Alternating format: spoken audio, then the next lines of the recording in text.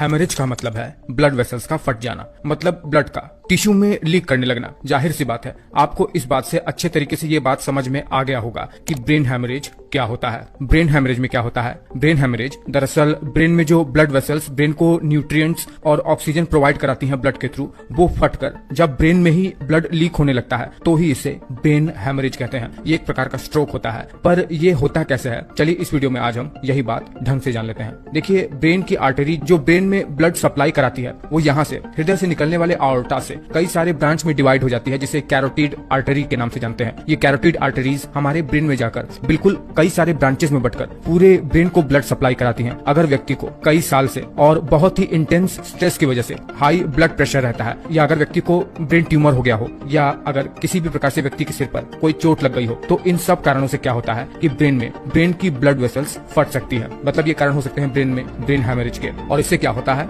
इससे blood brain के अंदर ही लीक करने लगता है, ब्लड ब्रेन के अंदर ही एक्यूमुलेट होने लगता है। रिजल्टेंट ब्रेन की टिश्यू को डैमेज पहुंचना शुरू हो जाता है, क्योंकि इससे ब्रेन को ऑक्सीजन नहीं मिल पाती है। ये जो ब्रेन है इसके ऊपर एक पतली सी मेम्ब्रेन की लेयर चढ़ी रहती है, जिसे मेनिंजेस कहते हैं। ये परत भी 3 लेयर से मिलकर बनी हुई होती है। इसकी जो बीच वाली लेयर होती है, जिसे एराकिनॉइड लेयर कहते हैं, उस लेयर में बहुत सारी ब्लड वेसल्स बिछी रहती है। क्या होता है कि जब इस मेनिंजेस वाले लेयर के बीच में ब्लड वेसल्स फट जाती है, हाई ब्लड प्रेशर की वजह से, किसी भी प्रकार की चोट या ट्यूमर के कारण से, या कुछ ब्लीडिंग डिसऑर्डर्स की वजह से, तो इस प्रकार के ब्रेन हेमोरेज को सब एराकिनॉइड हेमोरेज के नाम से जानते हैं। जब ब्लड वेसल्स यहाँ पर फट जाती है, तब इस लेयर और ब्रेन के बीच में ब्लड एक्यूमुलेट होने लगता है, जिससे ये लेयर नीचे ब्रेन टिश्यू के ऊपर प्रेशर बनाती है। इससे ब्रेन को ऑक्सीजन नहीं मिल पाता है, जिससे वहाँ की ब्रेन टिश्यू मरने लगती है। वही जब ब्रेन टिश्यू के अंदर कहीं पर ब्लड वेसल्स फट जाती है और वहाँ पर ब्लड लीक होने लगता है, तो इसे इंट्रा सेरेब्रल ब्रेन हेमोरेज के नाम से जानते हैं। यह भी हाई ब्लड प्रेशर, ट्यूमर और किसी भी प्रकार से सिर पे चोट लग जाने के कारण से होता है। ब्लड हेमोरेज के लक्षण क्या क्या होते हैं? इसमें दौरे पड़ सकते हैं, एक हिस्सा शरीर का पूरी तरीके से वीक हो जाएगा, नमनेस सा, एक हिस्सा चेहरे का लटक सा जाएगा, मानो शरीर को लकवा मार गया हो, सोचने समझने की शक्ति में दिक्कत होगी, बोलने में दिक्कत होगी, चलने में, बॉडी बैलेंस बनाने में दिक्कत हो सकती है, सिर में हमेशा दर्द रहता है।